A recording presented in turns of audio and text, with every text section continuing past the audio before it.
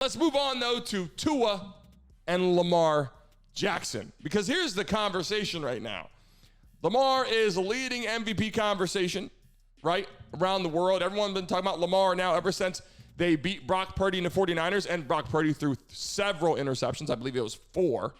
1, 2, 3, 4. I mean, you can't win like that. Some are tip passes, but nonetheless, it wasn't a good show out for Brock Purdy. So now Lamar Jackson's leading that conversation, but he's going up against Tua and the Miami Dolphins. Brent, why is it that Tua does not have the same type of conversation, that these other guys are getting? Tua had great numbers, making plays, doing the right things. Is it because he's not a game changer?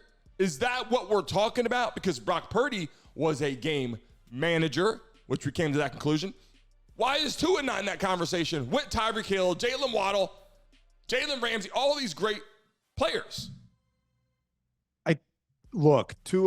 Tua's issue, I think, this year, and I could be completely wrong on why he's out of this conversation, because I'll talk about his performance in a minute, but I think that the Dolphins just didn't play anyone good, right? The Cowboys were the first team with a winning record that they beat all season. That was last week. That's 15 weeks into the season until you beat a team with a winning record. I mean, it's hard to be in the MVP conversation when you're not winning games against teams with winning records, right? But here's what I will say to defend Tua. Lamar Jackson has 4,143 yards, total yards, and 24 touchdowns this year. Tua has about 4,300 yards and 26 touchdowns, right? Okay. So he has statistically performed better than Lamar Jackson, who is right now the leading MVP candidate. So what's the problem? The records are about the same. So this will be interesting to see. Can Tua in this matchup, look, the MVP should not be a week-to-week thing, but it seems to be that way, right? It is that way. Dak blew it against the Bills, and then we had Brock and Lamar, and then Brock blew it against Lamar, and now we've got Lamar versus Tua, and what is this, like a showdown for MVP a week-to-week? Because unfortunately, so dumb. It's who's winning football games. I'm glad you can sit there and sip your cold coffee, because I still got my Yeti mug. Listen, this was brought into me a little too late today, 9:50. It's only just after 10. This is on flames. I had to take the cap off. So if you see me messing around down here. I still want to say, where is this is the difference between Brandon Mason, host of the show, and Brent Chapman, co-host of the show. Brandon has a beautiful, brand new, hot, steaming Yeti mug, and Brent Chapman has a created by his 8-year-old mug that Dad said, sorry, Dad, this is a bad coffee mug. This is what I'm drinking out of. A homemade. I like the coffee mug you got. I got one of those too. Listen, thanks to Yeti for sending this. But hey, listen, Brand, as I'm watching this, I forgot to ask you this yesterday. What are you wearing right now? What shirt is that? I'm in my studio. It's raining here. It's raining here in Miami. We're rain or shine, okay? I got my lights on. It's a little hot. I got to turn this AC down. Should be on 71 when I record, so I get some breeze in here. But what are you wearing right now? What T-shirt is that? Brandon, you bring up a good point, and we've talked about this a few times on the show.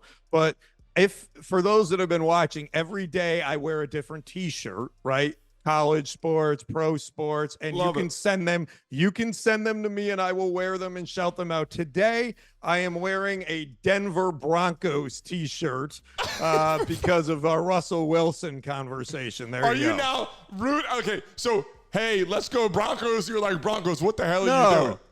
I am just wearing any T-shirt that is sent to me. So I'm wearing a Denver Broncos T-shirt. You send it, I'll wear it. But Brandon, before we move on to this topic, I would be remiss not to add this in for you. I read you those stats about Tua and Lamar. I'd like to read another stat for you. Josh Allen has more yards than both of them and 40 touchdowns to Lamar Jackson's 24. Wow. That's double. Okay. That is interesting. It's not like he has 28 or 29. We're in the 40s. 40 to Lamar Jackson's 24 touchdowns. If you're in the chat right now, please put who you think is leading the MVP conversation. Probably going to be Lamar Jackson from a lot of people. Put in there, is it Lamar Jackson? Is it Tyreek Hill? You want to talk about a week-to-week MVP debate. Brandon, if the Bills win the 2 seed, which is completely plausible at this point, Buffalo beats New England and Miami loses to Baltimore, completely plausible. Is Josh Allen the favorite for MVP at that point? He has the stats. He took his team from 11 seed to 2 seed in 5 weeks. Is Josh Allen in the MVP conversation? There's no doubt in my mind. I'd rather be arguing with you right now. But here's what I'm going to have to say. Don't worry. We've got more to argue about. We do. And we're going to move on. But I will tell you this. I agree with you.